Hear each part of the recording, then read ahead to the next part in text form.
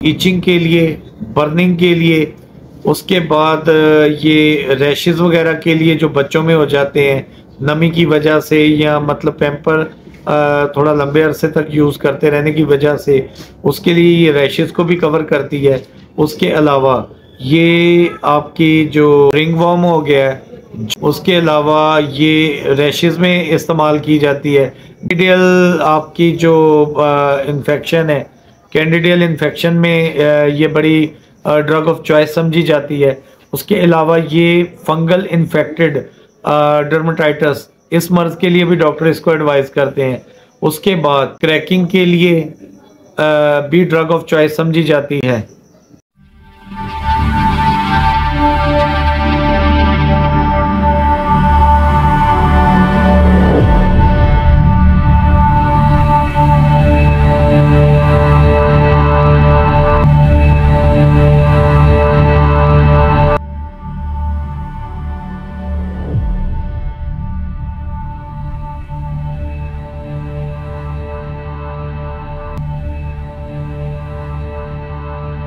बिस्मिल्लाहिर्रहमानिर्रहीम, मैं YouTube family, कैसे हैं आप सब? ठीक ठाक हैं फ्रेंड्स। आप देख रहे हैं शहजाद हुसैन ऑफिशियल।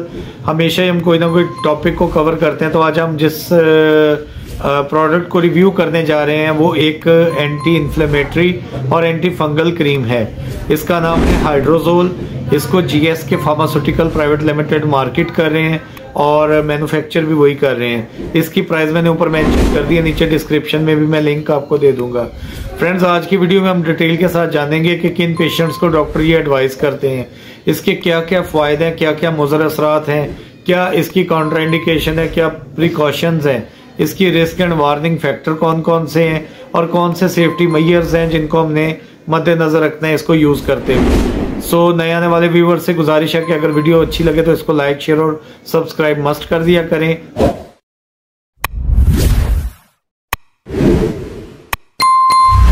और साथ में घंटी के आइकन को प्रेस कर दिया करें ताकि नए आने वाली वीडियोस जल्द से जल्द विद नोटिफिकेशन आपको मिल सके। आपका टाइम वेस्ट नहीं करते, चलते हैं वीडियो की तरफ। और एक रिक्वेस्ट है कि मुझ समेत किसी भी यूट्यूबर की वीडियो देख के कभी कोई प्रोडक्ट आपने यूज़ नहीं करनी, हमेशा अपने प्रैक्टिशनर की ही हदायत पे अमल करना है।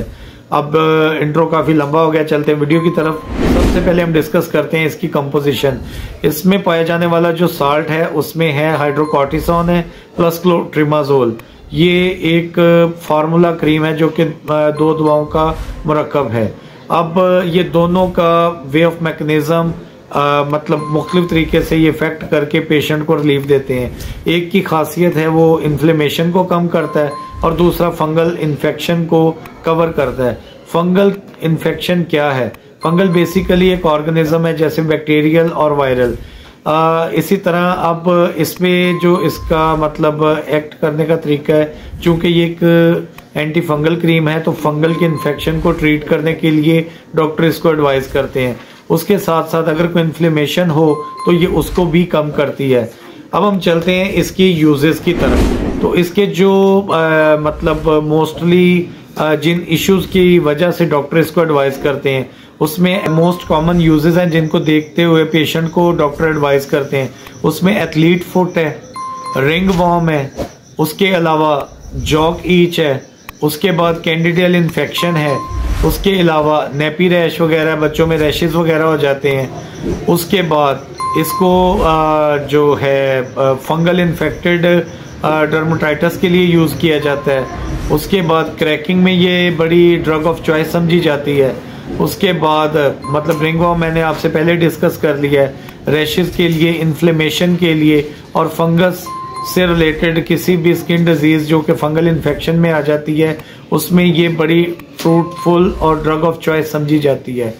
फ्रेंड्स, आज हमने इसको डिस्कस किया है, इसका वे ऑफ मैकेनिज्म और मतलब ये किन किन मकासद के लिए यूज़ होती है। अब जैसे हर एलोपैथिक दवा के कुछ फ़ायदे होते हैं, इसी तरह उसके कुछ एडवर्स या साइड इफ़ेक्ट भी होते हैं। तो जो इसके कॉमन साइड इफ़ेक्ट हैं उसमें ईचिंग है, बर्निंग है, उसके अलावा स्किन डिस्कलोरेशन है, उसके बाद है आपको ये मतलब बर्निंग सेंसेशन का एहसास होता है, या उसमें सीवियर किस्म की रैश भी हो सकती है, उसके अलावा स्वेलिंग हो सकती है।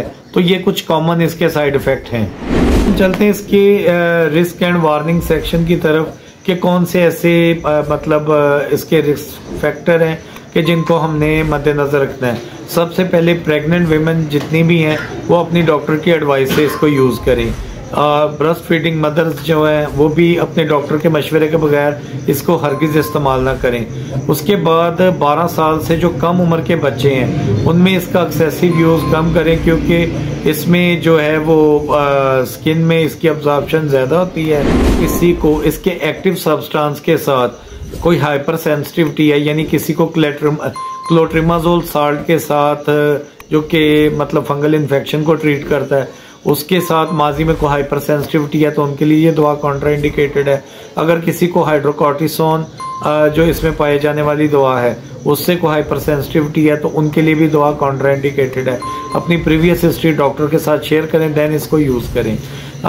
ये फ्रेंड्स कुछ इसके रिस्क एंड वार्निंग फैक्टर्स थे। अब हम चलते हैं किन दवाओं के साथ इसका इंटरेक्शन पाया जाता है। तो इस दवा का जो इंटरेक्शन है, अगर आप अस्थमेटिक मेडिसिन यूज़ करें, अस्थमा के पेशेंट हैं और दमा की दवा को यूज़ कर रहे हैं, तो उसमें आपके लिए ये दवा कॉन्ट्राइंडिकेटेड है, क्योंकि इन दवाओं के साथ इसका ड्रग इंटरेक्शन पाया जाता है। उसके बाद अगर आप आर्थराइटिस की मेडिसिन यूज़ कर रहे हैं, उस सूरत में भी ये आपके लिए इसमें ड्रग इंटरेक्शन पाया जाता है, यानी दवाओं का तामुल हो सकता है जिससे किसी किस्म के एडवर्स का सामना करना पड़ सकता है। आप HIV पॉजिटिव हैं और उसकी ट्रीटमेंट के लिए कोई मेडिसिन ले रहे हैं, तो उस सूरत में भी ये दवा आपको यूज़ नहीं करनी, क्योंकि उन दवाओं के साथ भी इसका इंटरेक्शन पाया जाता है, यानी तामुल पाया जाता है, आपको कोई रिएक्शन हो सकता है। उसके अलावा अगर कोई ऑर्गन रिप्लेसमेंट आपकी बॉडी में कोई रिसेंट पास्ट में सर्जरी हुई है, उस सूरत में भी ये दवा आपने डॉक्टर की हिदायत के मुताबिक ही इस्तेमाल करनी है।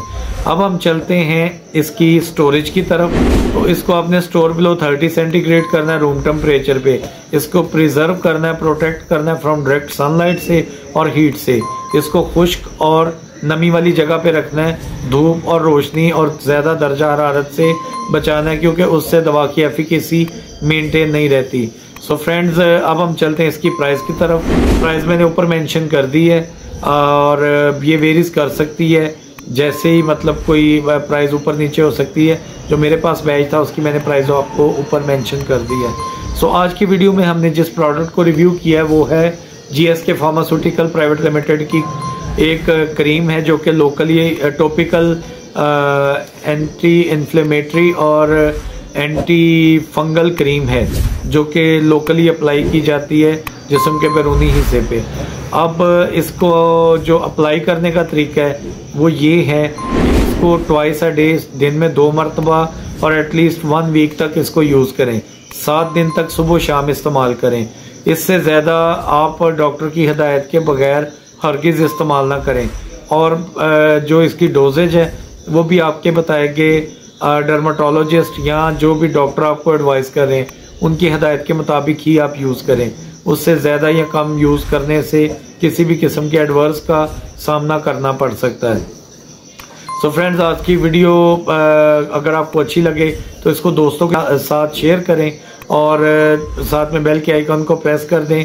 और अगर इस वीडियो से रिलेटेड आपकी कोई क्यूरी है, कोई क्वेश्चन है, तो आप मुझे कमेंट सेक्शन में टैग कर सकते हैं।